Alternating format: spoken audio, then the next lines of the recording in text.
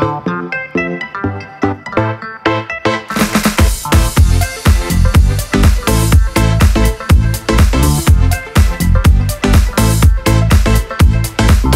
tarde a todos e a todas. Tínhamos prometido voltar e aqui estamos para mais uma sessão. Agradeço em nome da Direção-Geral da Educação a presença de todos vós para mais uma sessão, hoje dedicada a apresentar de forma mais detalhada a balança corrente e de capitais.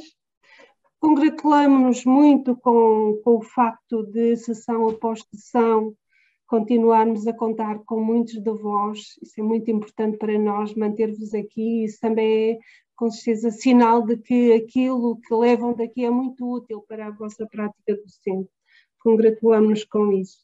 Agradecemos muito à equipa do Departamento de Estatística do Banco de Portugal esta disponibilidade para continuar a trabalhar convosco, essencialmente convosco, e agradecemos muito o excelente trabalho que têm vindo a fazer, e isto é um agradecimento muito sincero mesmo.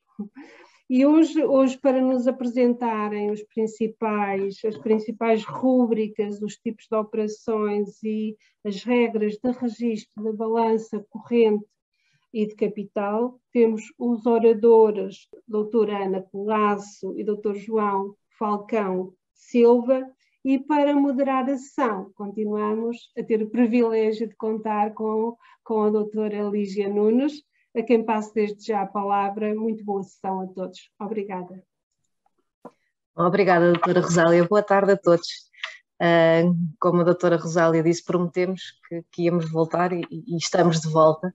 E a minha primeira palavra é de agradecimento pela vossa presença nesta sessão, porque de facto, se nós não tivéssemos audiência, não teríamos certamente esta sessão. E agradecer também aqui à DGE por todo o trabalho e por nos facilitar aqui este contacto com todos vocês. Bom, para quem está a chegar de novo, dar-vos só nota que nos últimos 2 anos nós já viemos a desenvolver um conjunto de webinars. Falámos de temas muito diversificados, falámos sobre contabilidade nacional, falámos sobre as estatísticas do sistema financeiro e em particular do sistema bancário. Falámos daquelas 2 principais métricas do setor das administrações públicas, o saldo orçamental e a dívida pública, e mais recentemente falámos sobre as empresas em Portugal, quantas são, a que se dedicam. Estes webinars que nós que desenvolvemos durante estes últimos 2 anos estão disponíveis no canal do YouTube do Banco e no canal do YouTube da DGE, e por isso sempre que acharem que é oportuno podem sempre revisitá-los. Faltou-me mencionar não por esquecimento, mas porque lhe quero dar aqui uma particular relevância hoje, e que no fundo foi este webinar que deu o mote a este novo ciclo que hoje iniciamos, e foi dinamizado em 2020, e abordámos de uma forma muito genérica as estatísticas externas e em particular as estatísticas da balança de pagamentos. Mas temos muita consciência que de facto a balança de pagamentos é uma temática importante para vocês, que grande parte dos conteúdos programáticos da disciplina de Economia 11º ano incidem sobre estas temáticas, e por isso decidimos aprofundar aqui um pouco mais a questão da balança de pagamentos, e vamos dividi-la agora em 3 novos webinars. O de hoje, como já foi mencionado, dedicado à balança corrente e de capital. Anunciado em primeira mão, no próximo dia 1 de junho, faremos um novo webinar sobre a balança financeira, e no arranque do próximo ano letivo vamos então abordar outras estatísticas externas, como a posição de investimento internacional e a dívida externa. Antes de facto passar a palavra à Ana e ao João, que são aqui 2 dos grandes especialistas de balança de pagamentos e que terão muito para partilhar connosco, deixar-vos algumas notas práticas que também já são habituais. Recordar que, por questões de tempo, nós não abrimos a sessão a perguntas, podem, no entanto, ir deixando algumas questões que vos surjam no chat da sessão, e nós tentaremos responder ou durante a sessão ou depois na versão da apresentação que vos enviaremos por e-mail no final da sessão. Dar-vos nota também que todos os recursos que vamos mostrar ao longo da apresentação, desde os gráficos, a mapas, a vídeos, a infografias, estão disponíveis no portal de estatística do Banco de Portugal, portanto do BPStat. Nós iremos ao longo da sessão fazer algumas demonstrações do BPStat, nomeadamente na última parte da sessão, para recordar aqueles que já estão mais esquecidos ou para recordar ou para apresentar algumas das novas funcionalidades também do portal. Esta dica é de particular interesse, julgo que para vocês, porque a verdade é que cada vez que abrimos um manual continuamos a deparar com tabelas, com gráficos, cuja última observação é de há 10 anos atrás. E, portanto, queremos aqui apresentar-vos recursos alternativos para poderem partilhar em sala de aula com observações recentes, com informação recente e que reflita de facto aquilo que está a acontecer no mundo. Sem mais demoras, Ana e João, não é o palco, mas o ecrã é todo vosso. Boa sessão. Obrigada. Boa tarde a todos. Vou então iniciar aqui esta ação sobre um detalhe mais pormenorizado sobre a parte da vossa corrente e de capital. E nesse contexto, nós temos aqui um conjunto de slides que vão seguir a apresentação, que vou passar a partilhar. Então, sobre balança corrente e de capital, e esta apresentação em particular, nós temos 3 pontos-chave. Portanto, nesta sessão, nós vamos fazer aqui uma breve introdução ao que são as estatísticas externas, que no fundo dá um mote àquilo que vamos ver depois hoje mais em detalhe da parte da balança corrente e capital, e neste particular, aqueles professores que já assistiram à formação que tinha sido entre a balança de pagamentos vão ver aqui algumas ligações para fazermos a ponte com aquilo que vamos ver hoje mais em detalhe. Depois temos aqui uma segunda parte desta sessão que vai ser dedicada a vermos mais em detalhe as principais componentes da balança corrente e capital, vermos aqui mais em pormenor quais é que são os conceitos, quais é que são as dependências e também as independências destas várias componentes. E depois temos aqui um terceiro aspecto, onde nós vamos abordar aspectos mais práticos de onde se pode encontrar esta informação. Começando então sobre esta parte do que são as estatísticas externas e fazendo aqui um pouco o paralelismo para aquilo que nós vamos ver mais em detalhe da balança corrente e capital, referir em primeiro lugar que quando estamos a falar de estatísticas externas, estamos a falar desde logo de um conjunto de indicadores que são cada vez mais atuais nos tempos que correm. Nós podemos olhar para um conflito que está a existir neste momento, olhamos uma pandemia que aconteceu e que ainda decorre, portanto, um conjunto muito atual de acontecimentos que, na verdade, são espelhados no âmbito destas estatísticas externas. Portanto, falarmos de estatísticas externas tem a ver, falamos com a atualidade, tem a ver, falamos com o nosso dia-a-dia, que vai muito além dos manuais que se têm que ensinar em economia no ensino secundário, tem a ver, na verdade, com o nosso dia-a-dia e com tudo aquilo que nos afeta. E, portanto, em primeiro lugar, e para dar o mote desta sessão, começar exatamente com um primeiro indicador que espelha, ou um dos possíveis indicadores que espelha a importância de olharmos para as estatísticas externas e que está relacionado com a sessão que nós estamos a ver hoje, que é exatamente o saldo da balança corrente e capital. Começando por este saldo, é importante referir, e trazemos aqui à vossa atenção uma série histórica que tem o saldo da balança corrente e capital em percentagem do PIB, mas desde logo é um primeiro indicador bastante relevante. Porquê? Porque se nós vemos com um pouco mais de atenção, em alturas em que mais continuadamente o saldo da balança corrente e capital foi negativo, temos aqui uma indicação de que houve uma intervenção na economia portuguesa por parte de instituições internacionais, designadamente o FMI e mais recentemente a Troika.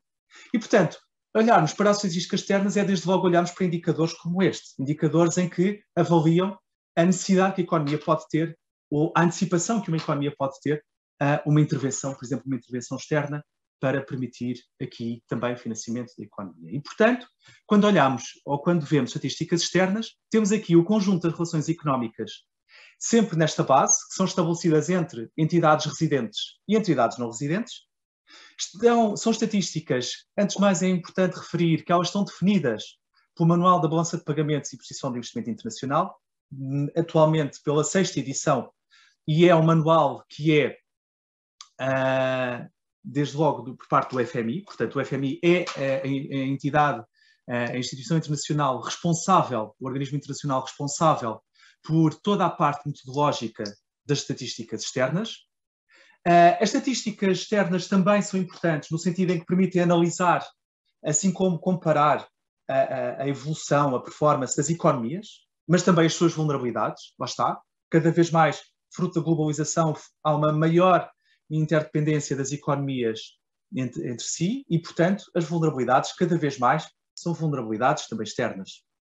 E são também estatísticas importantes, no sentido em que, existindo um conjunto de metodologias definidos por manuais internacionais que são transversais aos vários países, permitem também, os seus outputs, uma harmonização e uma comparação internacional dos dados produzidos. E, portanto, asseguramos que a informação que é publicada, por exemplo, nas estatísticas externas de Portugal é consistente com a informação de estatísticas externas publicadas também por outros países. E, portanto, isso é muito relevante no sentido em que, quando olhamos para dados internacionais, conseguimos perceber que exatamente é possível de comparar toda a informação e compreender o que é que existe entre os vários países.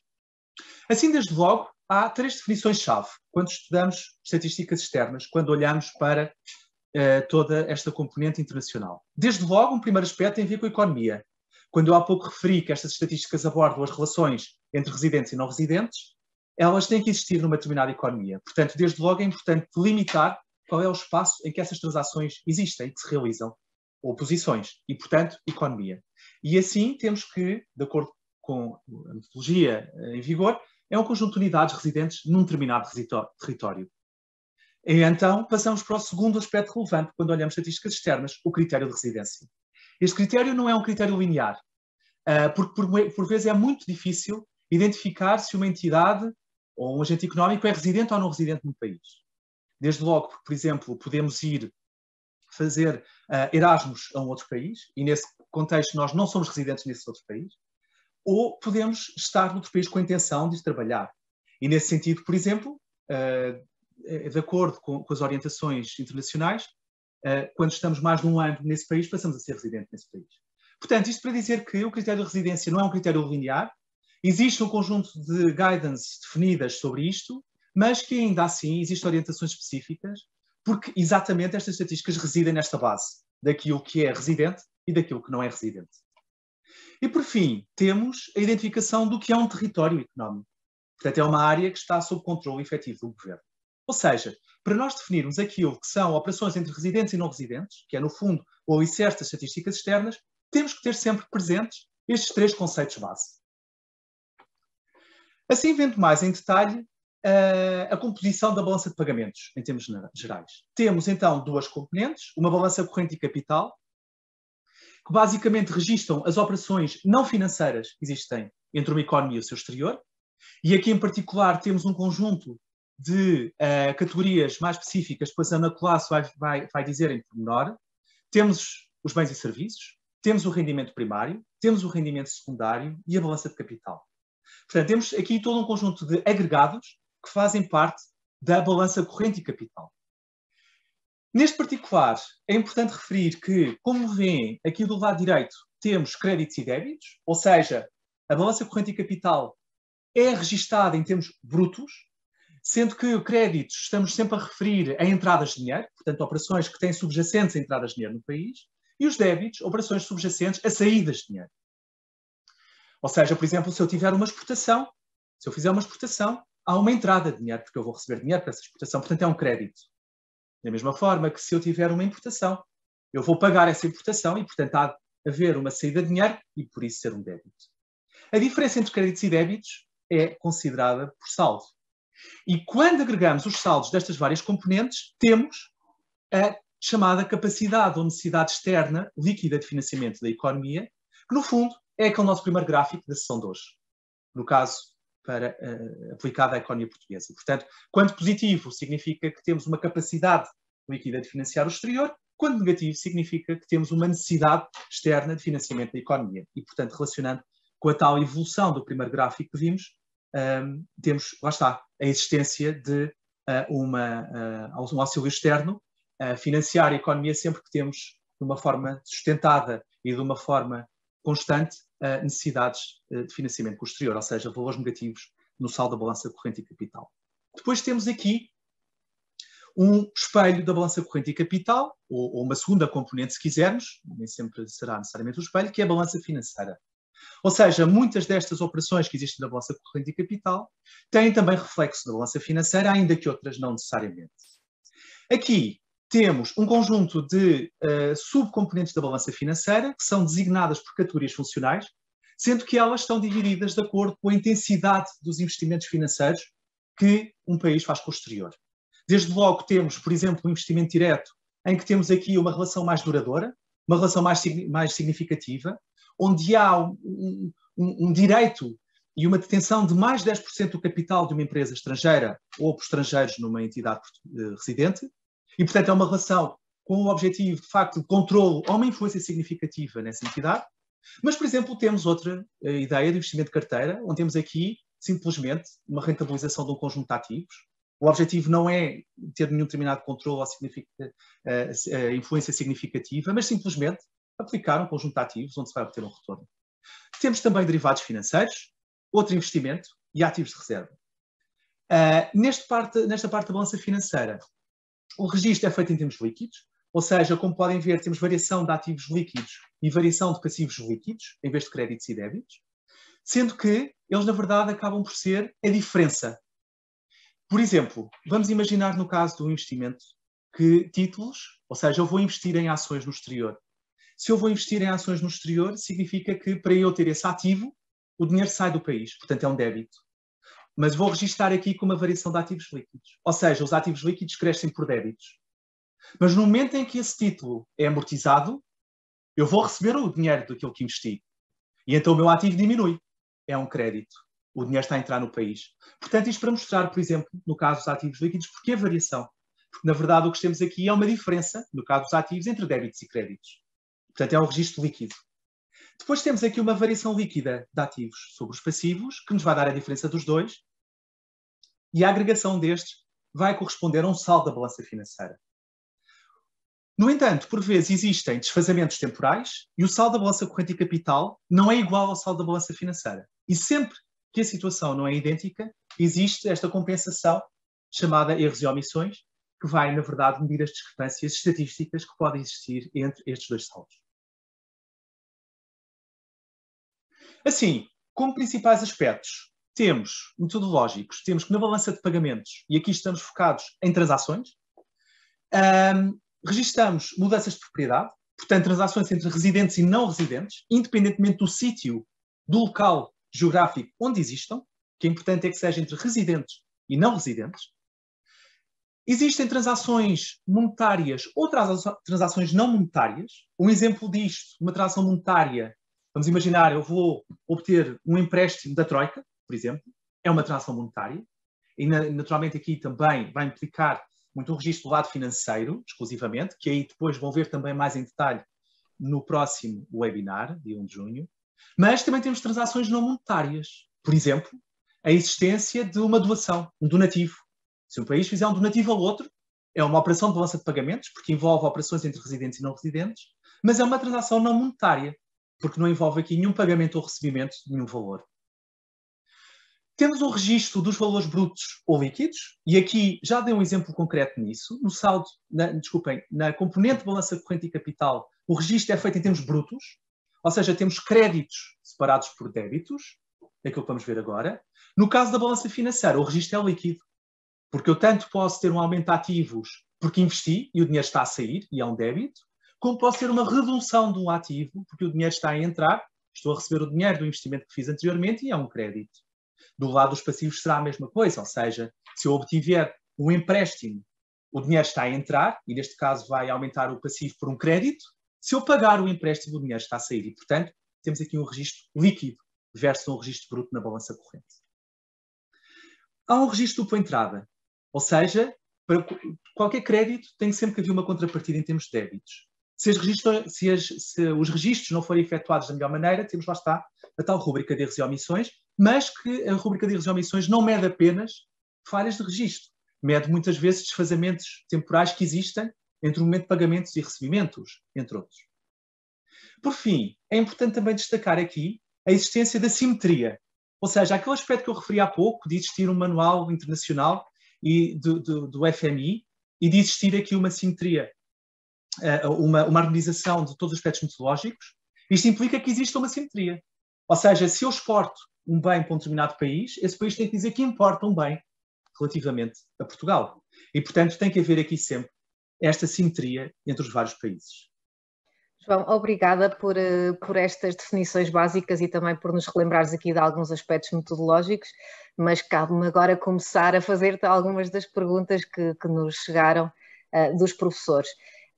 Depois deste enquadramento mais teórico, gostava de saber se podias partilhar connosco algum exemplo mais prático, no fundo, como é que funciona este registro contabilístico da dupla entrada e, em particular, se podíamos utilizar um exemplo em que há, de facto, aqui movimentos na balança corrente que têm como contrapartida movimentos também na balança financeira.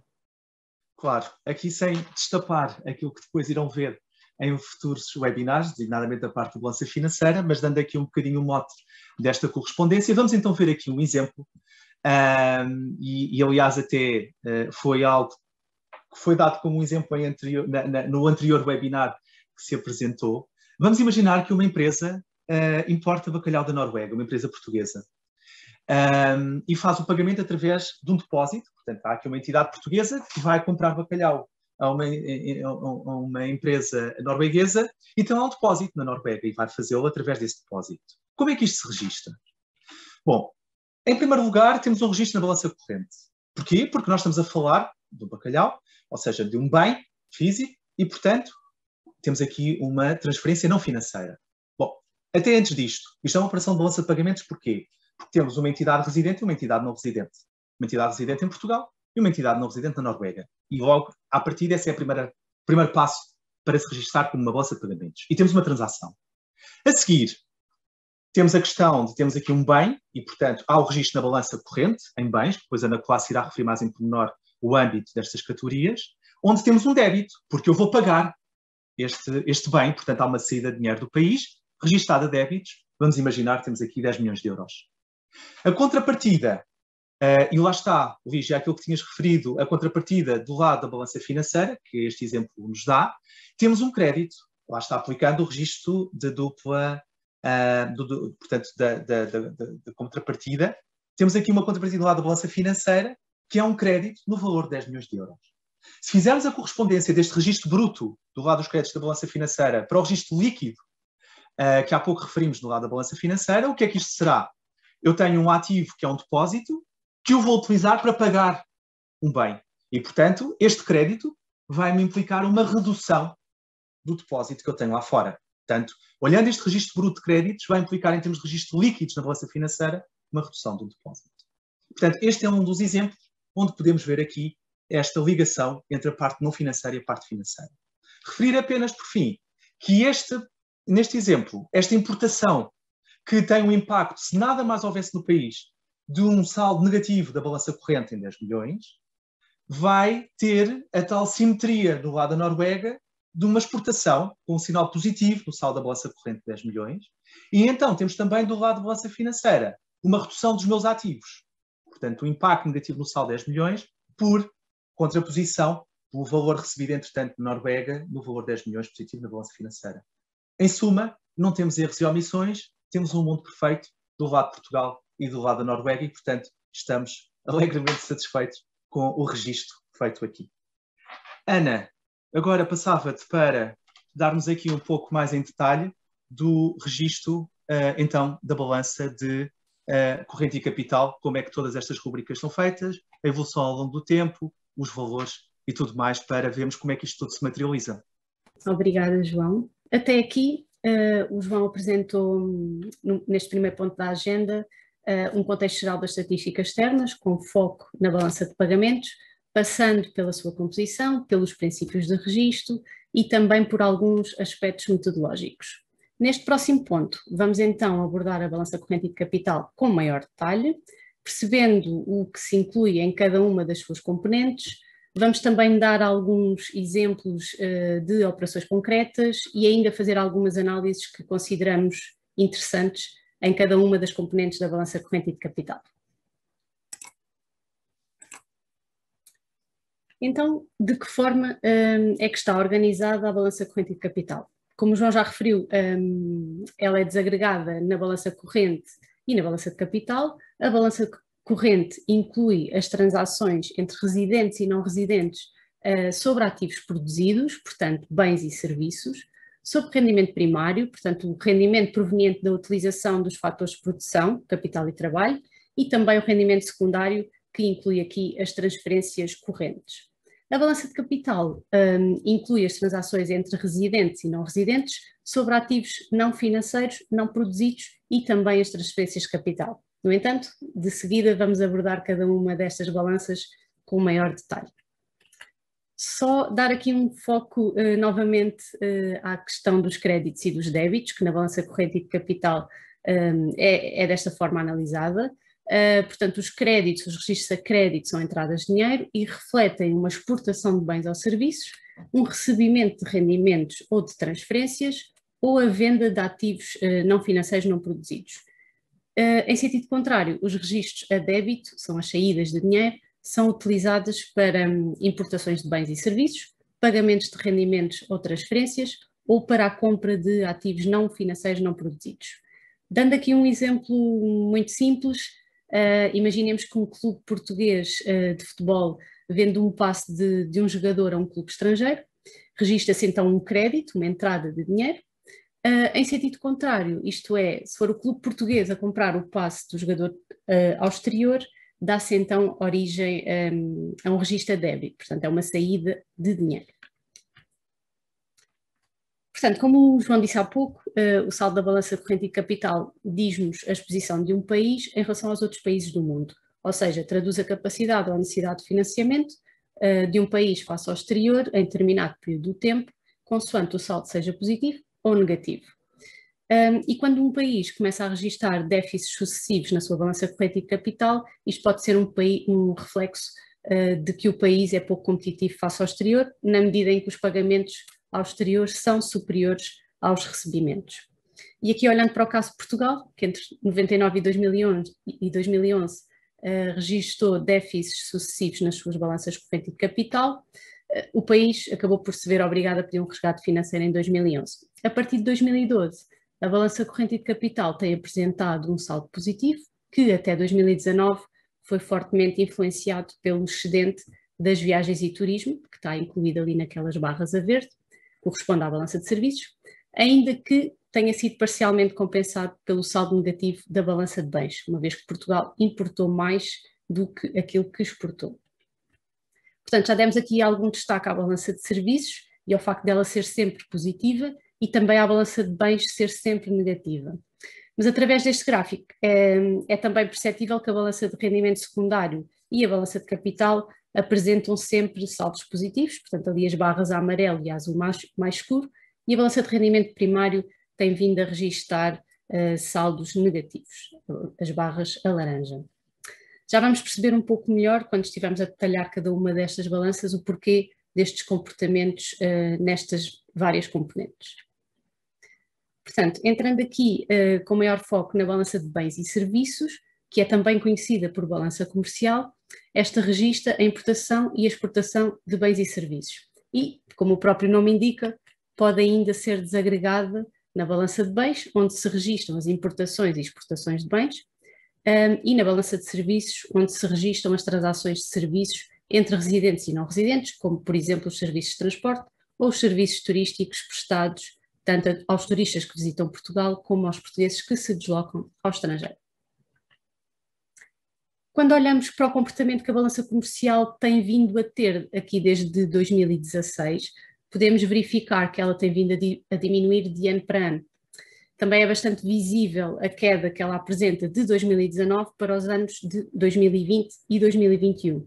E isto espelha aqui o aparecimento da pandemia, em 2020, que fez com que existisse uma grande quebra no turismo, com as restrições que foram aplicadas, e assim a balança de serviços viu o seu saldo positivo reduzir, fazendo com que o déficit da balança de bens sobressaísse. Desta forma, nestes últimos 2 anos, a balança comercial tem também apresentado déficits. Este gráfico é um excelente exemplo que reflete questões da atualidade e nós consideramos que apresentar este tipo de conteúdo junto dos vossos alunos acaba por se traduzir numa motivação extra para eles, porque conseguem ver nas estatísticas o que se passa realmente no dia a dia. Obrigada, Ana. Deixa-me interromper-te, porque não sei se sou a única, mas eu reconheço este gráfico de alguns dos manuais, e aqui recordar que, portanto, nós temos a informação da balança de pagamentos atualizada mensalmente. Se eu quiser atualizar este gráfico já para os meses que estão disponíveis de 2022, como é que eu faço? Podes ajudar-nos? Podes guiar-nos? Claro que sim. Então, dar só uma nota rápida antes de avançar para o BPStat, dizer que estas linhas são saldos acumulados, portanto, quando estamos a olhar para o mês de março, está a ser considerado a soma dos meses até março. E olhando então, abrindo aqui, temos já aqui o link na apresentação, vai-nos logo abrir a série do saldo da balança de bens e serviços mensal em milhões de euros. Podemos ver aqui o gráfico e escolher aqui o período temporal. Eu vou pôr janeiro de 2016, que era o que tínhamos no outro gráfico. E, por default, aparece sempre aqui o período mais recente publicado. Portanto, vou pôr OK. E temos acesso, então, à série mensal do saldo da balança de bens e serviços. No entanto, nós olhamos para esta série e não conseguimos ter a mesma visão e não conseguimos perceber que, de facto, ela tem vindo a diminuir de ano para ano. Então, o que nós podemos fazer é vir aqui, extrair os dados, podemos exportar para Excel. Eu já tenho aqui o Excel preparado. E ela vai-nos então, esta exportação vai nos apresentar os dados desta forma, portanto temos aqui por período os valores e o que temos que fazer para construir um gráfico semelhante ao que apresentámos aqui nesta apresentação é agregar então os dados por mês e por ano aqui em coluna e ir somando, posso mostrar aqui, por exemplo, o saldo de fevereiro de 2016 é a soma de janeiro com o fevereiro de 2016. E assim dá-se então origem ao gráfico que nós fizemos e apresentámos aqui. Obrigada, Ana. Nada. Muito bem, então passando à análise da balança de bens com maior foco, esta balança inclui importações e exportações de bens, como por exemplo bens agrícolas, matérias-primas, máquinas, equipamentos, entre outros. Esta balança pode ainda ser desagregada nestas três componentes, sendo que as duas últimas têm valores muito reduzidos. O core da balança de bens são de facto as mercadorias gerais, portanto a importação e exportação de mercadorias. Mas apenas para terem uma pequena ideia do que incluem as outras duas componentes, as exportações líquidas de bens em merchanting correspondem, na perspectiva de Portugal, à compra de bens por um residente a um não residente, já combinada com uma subsequente revenda destes bens a outro não residente, sem que os bens tenham cruzado a fronteira de Portugal. Vou dar um exemplo. Imaginemos uma empresa portuguesa compra botões a um fornecedor na China por 100 euros. E ela é já para vender estes botões aos Estados Unidos, a um cliente que tem nos Estados Unidos, por 120. Os botões vão diretamente ser enviados da China para os Estados Unidos sem passar por Portugal. O que é aqui registado são os 20 euros de diferença entre o valor da venda e o valor da compra. Okay? Depois, olhando ali para o ouro não monetário, isto diz respeito à compra e venda de ouro sobre a forma de barras, lingotes, folhado, pó ou outras formas brutas de ouro. No entanto, volto a reforçar que a principal componente da balança de bens é de facto a primeira, que diz respeito à compra e à venda de mercadorias. Há pouco vimos que o saldo da balança de bens é sempre deficitário e neste gráfico dá bem para perceber que as exportações são de facto sempre inferiores às importações. Mas então, de onde é que Portugal mais importa e para onde é que mais exporta?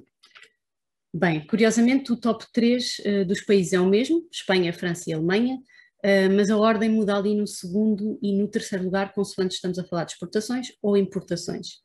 De notar que as importações vindas de Espanha representaram 35% em 2021, que é mais de 1/3 do total das importações feitas por Portugal. Ok, Ana, vou interromper-te outra vez, Força. porque esse gráfico é muito interessante e é também muito interessante de facto nós percebermos quem são os países que são os nossos principais parceiros comerciais. No entanto, se percebi bem, a partir da informação estatística da balança de bens, eu não consigo saber que tipo de bens é que mais exportamos ou mais importamos, correto? Sim, é isso mesmo. Nós não compilamos na balança de bens a desagregação por tipo de período, apenas por país de contraparte. Mas se eu explorar a informação que está disponível no BPStat, eu encontro num outro domínio de informação, que é o do comércio internacional de bens, essa informação de exportação e importação de bens desagregada não só pelos países de contraparte, mas também pelo tipo de bens. Mas tenho aqui uma dúvida que talvez me possas ajudar, é que quando eu comparo os valores totais das duas séries, são diferentes. É mesmo assim? Há algum erro? Sim, sim, é mesmo assim. Tenho aqui um slide preparado para responder essa questão, porque é de facto uma pergunta bastante recorrente. Há aqui duas grandes diferenças entre a balança de bens compilada pelo Banco de Portugal e os dados do comércio internacional a que te estás a referir, que são dados compilados pelo INE. E estas duas grandes diferenças são, sobretudo, diferenças metodológicas, porque seguem princípios diferentes. Uma das grandes diferenças diz respeito ao momento do registro, de uma importação ou de uma exportação. Para as estatísticas do comércio internacional, o registro é feito quando a mercadoria passa a fronteira, sendo que para a balança de bens é quando ocorre a mudança de propriedade, como o João referiu no início. E aqui vou dar um exemplo da TAP, que não compra, mas aluga aviões de outros países para o exercício da sua atividade, e isto para as estatísticas do comércio internacional, quando o avião entra em Portugal, portanto, quando cruza a fronteira, dá-se uma importação. No entanto, para a balança de bens, como não houve de facto uma mudança de propriedade, porque o avião continua a ser de uma entidade estrangeira, a TAP apenas alugou, isto não é registado nesta balança, não se considera que seja uma importação, portanto, é sim registado como um serviço de aluguer na balança de serviços. Depois, uma outra diferença tem a ver com a valorização do bem. Isto porquê? Porque quando nós compramos ou vendemos um bem, o valor engloba não só o valor do bem propriamente dito, mas também inclui serviços de seguros e de transportes. E, portanto, para o INE, portanto, para as estatísticas do comércio internacional, é registado o valor total, isto é, incluindo o transporte e os seguros, e na balança de bens estes valores de transportes e seguros são retirados e registados nas balanças de serviços e rendimento secundário. Portanto, é apenas registado aqui na balança de bens o valor do bem propriamente dito, e é por isto que há algumas diferenças nas duas estatísticas. Ok, está justificada então a diferença. Muito bem. Então, entrando aqui na balança de serviços, temos aqui este slide que apresenta alguns serviços que existem de uma grande lista de tipos de serviços que podem ser prestados, sendo que a azul estão os serviços que contribuem positivamente para o saldo da balança de serviços portuguesa e a laranja os que contribuem negativamente. Penso que não seja de estranhar que as viagens de turismo seja aquele que maior contributo tem para a balança de serviços portuguesa e por isso mesmo vou de seguida detalhar melhor este tipo de serviço. Portanto, os gastos relacionados com viagens e turismo incluem todas as despesas realizadas fora do país, como o alojamento, a alimentação e restauração, serviços culturais e de lazer, entre outros. Aqui é importante referir que as despesas em transporte aéreo, marítimo, rodoviário, portanto, na deslocação ao país que é visitado, não estão incluídas nos serviços de turismo, uma vez que são registados nos serviços de transportes, mas as que são feitas dentro do país que é visitado já estão incluídas nesta rúbrica.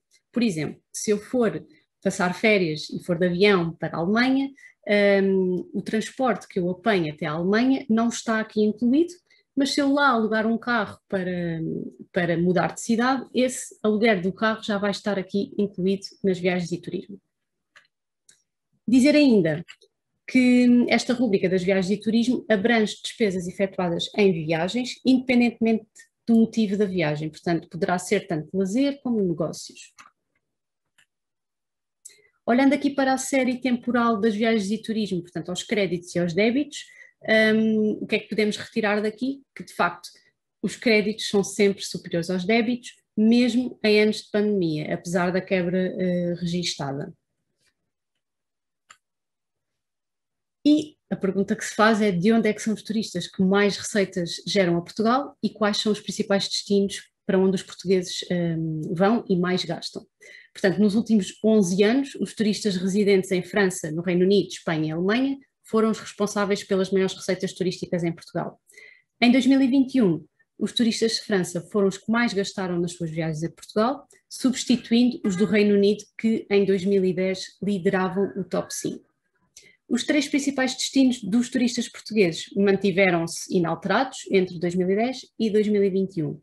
Espanha foi o destino onde os portugueses efetuaram os maiores gastos em turismo, e dizer ainda que em 2021 os Países Baixos e Itália passaram a ser um dos 5 principais destinos, e o Brasil e a Alemanha deixaram de fazer parte do top 5 de destinos.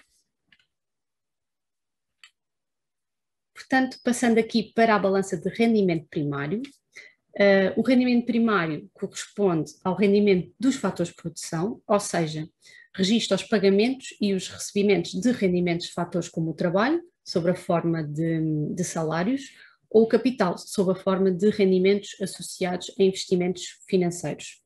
Para exemplificar os rendimentos obtidos através do fator trabalho, imaginemos que eu remotamente estaria a trabalhar para uma empresa alemã, o salário que iria receber seria então registado nesta balança, numa rúbrica denominada remuneração dos trabalhadores.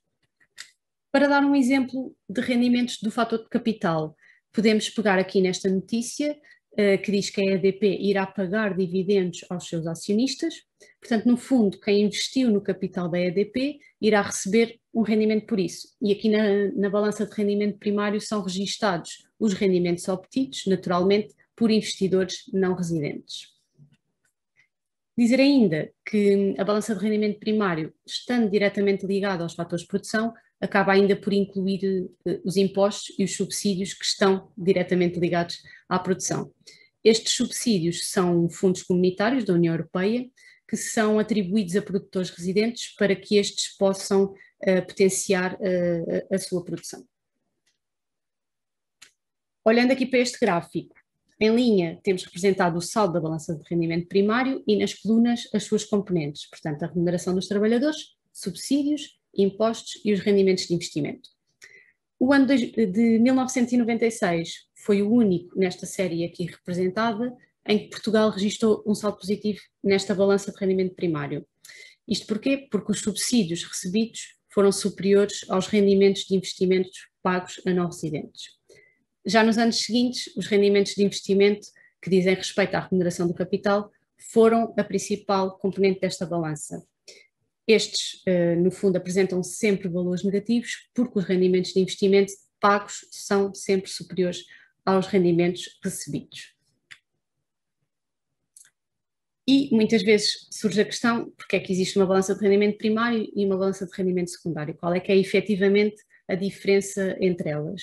Bem, como acabámos de ver, a balança de rendimento primário inclui pagamentos e recebimentos de rendimentos de fatores de produção, como o trabalho e capital. A balança de rendimento secundário inclui redistribuições adicionais de rendimento, portanto, não estão relacionadas com o fator de produção. Sendo assim, o que é que se registra nesta balança de rendimento secundário? As transferências correntes entre residentes e não residentes. E aqui inclui-se prémios de jogo, como por exemplo o Euromilhões, contribuições e prestações sociais. Aqui inclui-se, por exemplo, quando um residente faz contribuições para regimes de segurança social num outro país onde trabalha, ou prestações ao abrigo de regimes de segurança social, como por exemplo pensões ou benefícios sociais relativos à doença ou desemprego. Depois, esta balança de rendimento secundário inclui também prémios e indenizações de seguros, cooperação internacional corrente e o grande destaque será então aqui as transferências pessoais, que incluem as remessas de emigrantes e imigrantes. Aqui estão 2 exemplos de notícias que envolvem rubricas da balança de rendimento secundário, as remessas de imigrantes e o recebimento de um prémio do Euromilhões. E mais uma vez, apresentar este tipo de conteúdos, como as notícias, junto dos vossos alunos, pode ser de facto uma boa estratégia para descomplicar assuntos que podem não ser tão intuitivos para eles.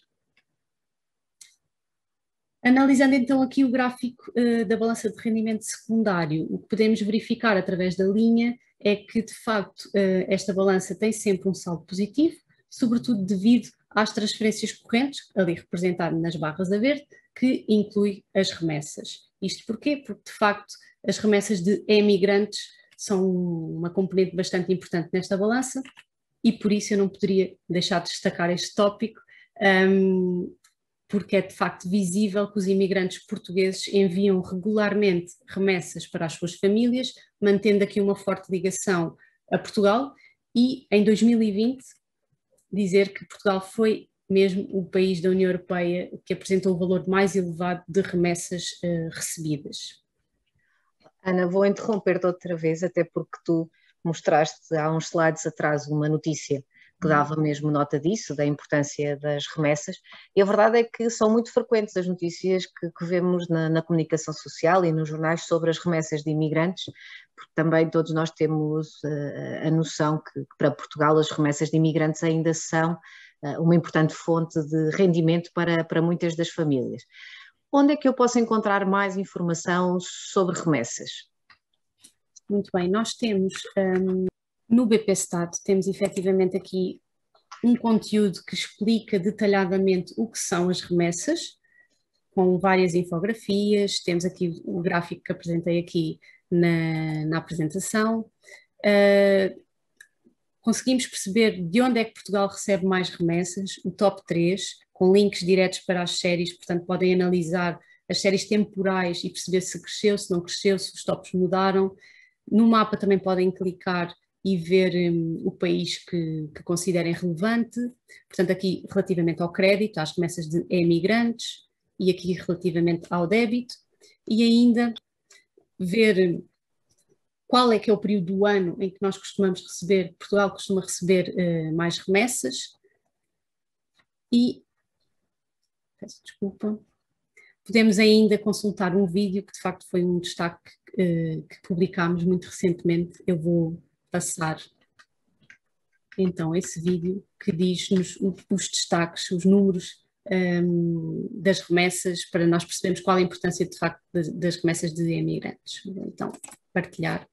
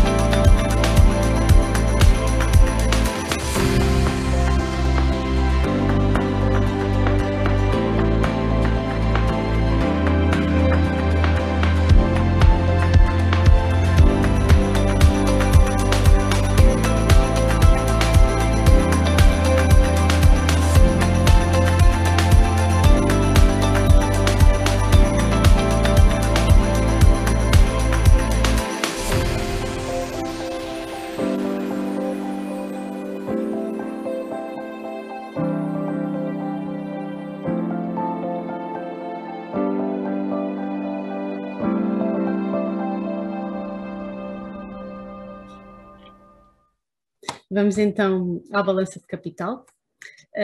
Esta balança de capital inclui duas rúbricas, portanto a primeira são as transferências de capital, onde se destaca o recebimento de fundos comunitários com visa ao investimento.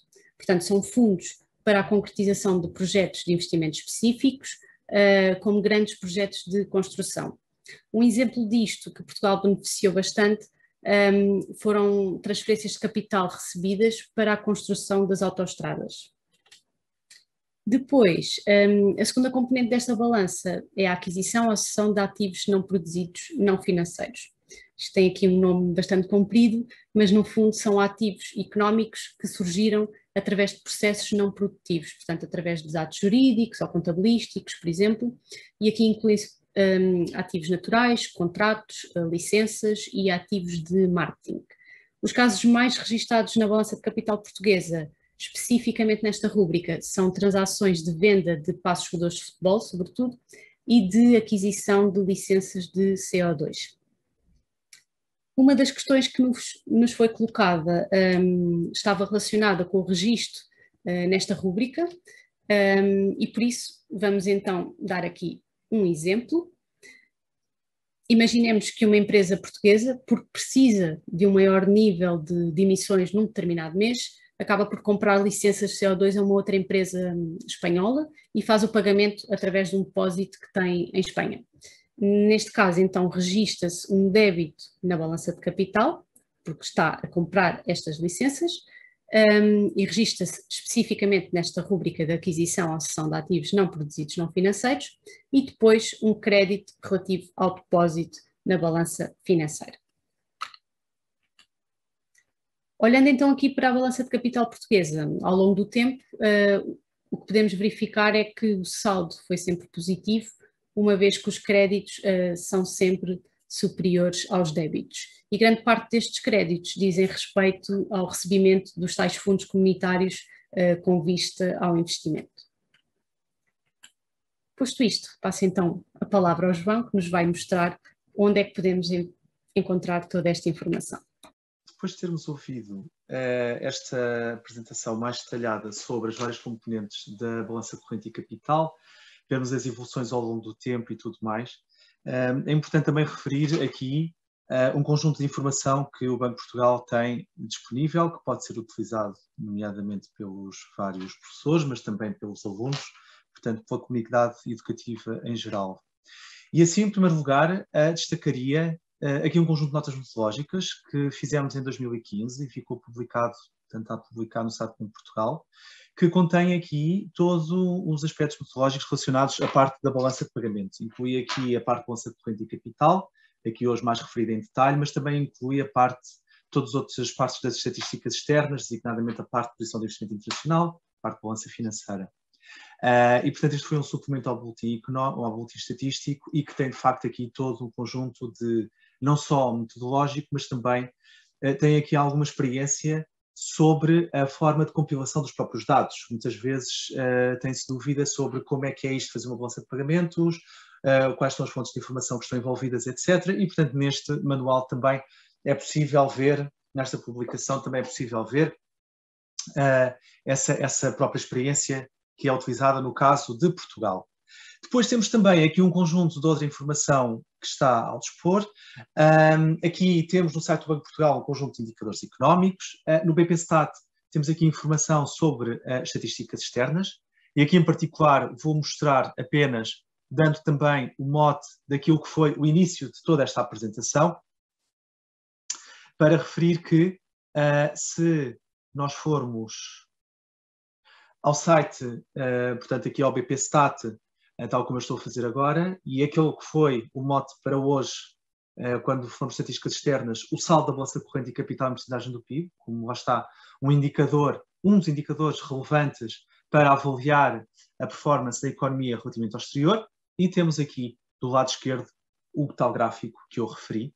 Bastante clicar, vemos aqui a série mais em detalhe e depois podem-se fazer um conjunto de várias seleções. Enfim, isto também já foi um pouco explicado pela Ana para outros gráficos atrás, mas podemos aqui definir os horizontes temporais, se quisermos ampliar ou reduzir os horizontes temporais e, portanto, facilmente temos esta informação.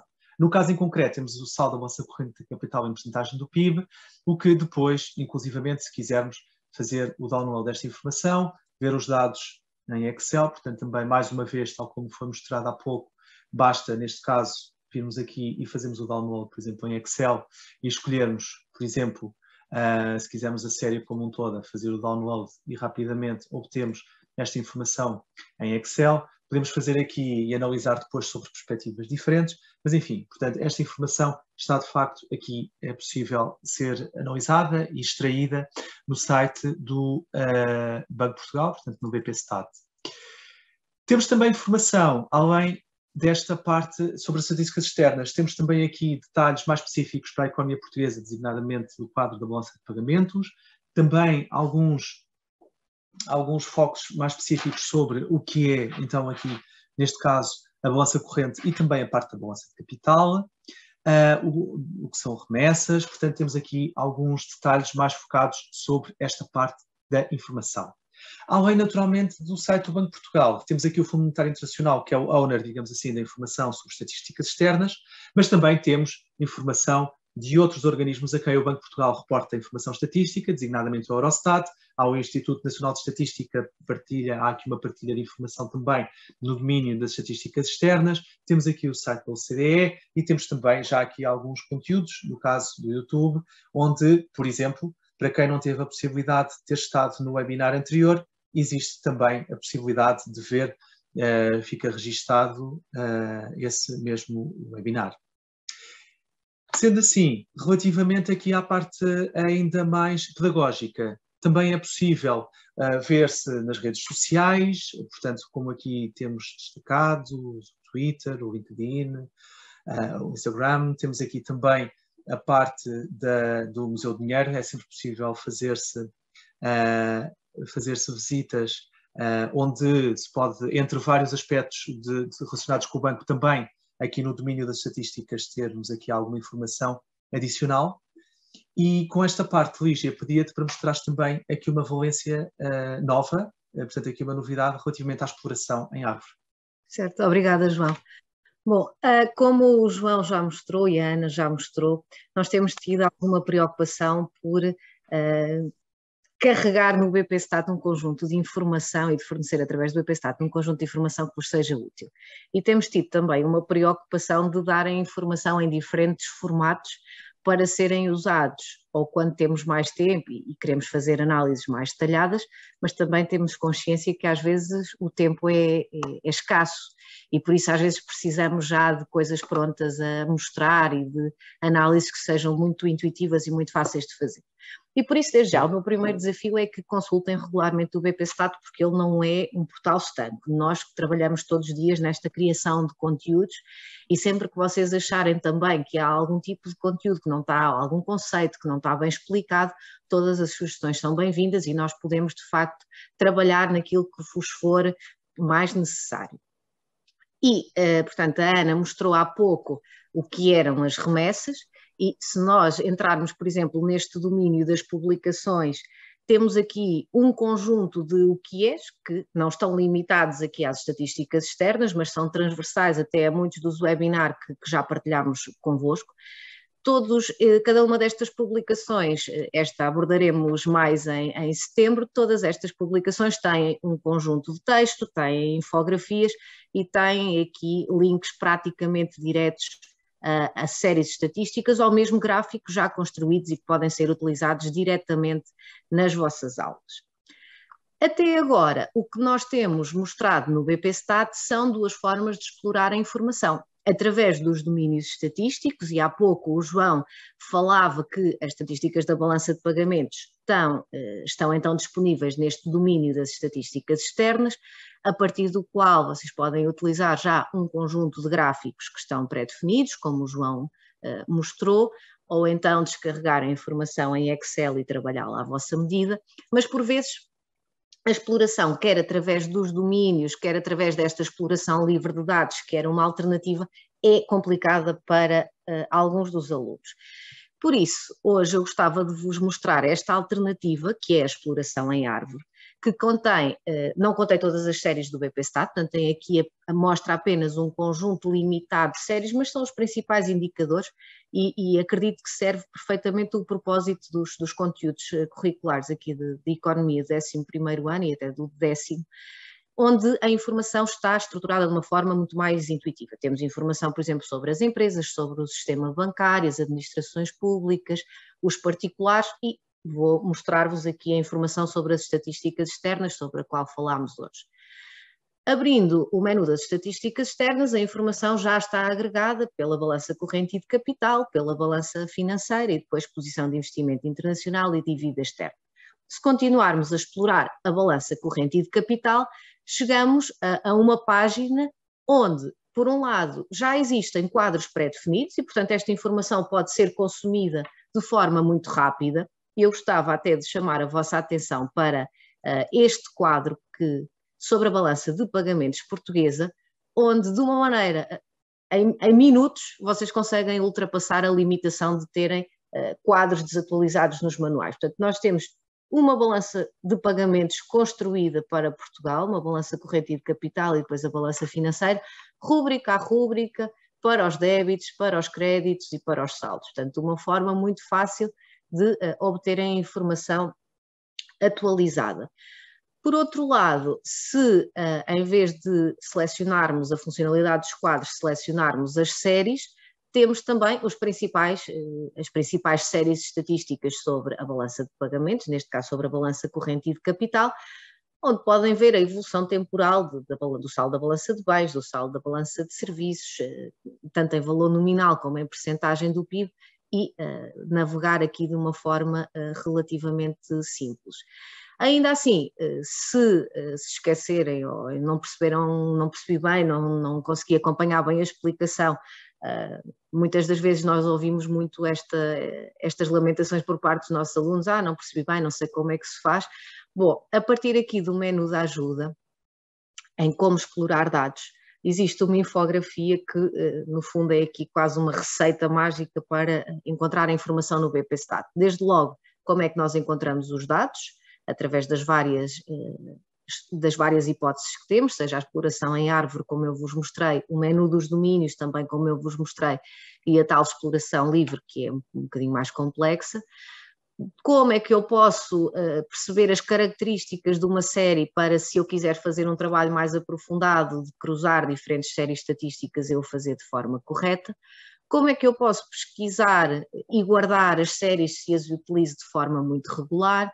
Como é que eu as posso partilhar e partilhar conteúdos, seja em formato de imagem, seja nas redes sociais, seja em plataformas web? E como é que, de facto, eu posso ter mais informação sobre os vários conceitos.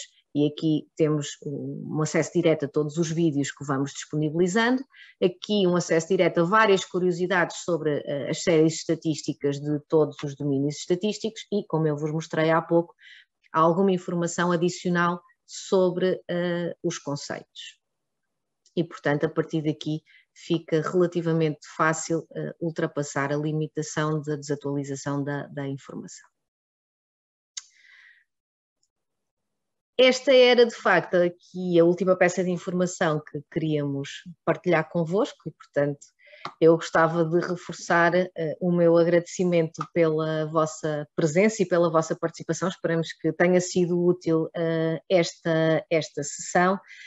Nós, como eu vos disse no início, não vamos abrir espaço a perguntas, mas se entretanto quiserem deixar alguma pergunta no chat, nós podemos depois dar resposta com a apresentação que vos vamos enviar. Convidar-vos também a preencher o inquérito de satisfação, também já é um inquérito regular, mas que para nós é muito importante para receber o vosso feedback. E relembrar que no próximo dia 1 de junho voltamos a estar juntos, desta vez para explorar em conjunto a balança financeira. Doutora Rosália, não sei se quer terminar. Doutora Lígia, referir só que, à semelhança do que temos feito com os outros webinars, podemos enviar um certificado de participação, mas só enviaremos a quem nos pedir, portanto, foi essa a metodologia que definimos. Portanto, podem pedir para o e-mail que vos fez chegar o link para acederem a esta plataforma Zoom. Portanto, e mandaremos assim que possível, está bem? E eu penso que do nosso lado está tudo e portanto, vamos marcar encontro para daqui a algum tempo, cerca de um mês, não é? No dia 1 de junho. Foi um prazer enorme estar convosco. Muito obrigada a todos. Obrigada, boa tarde. Boa tarde.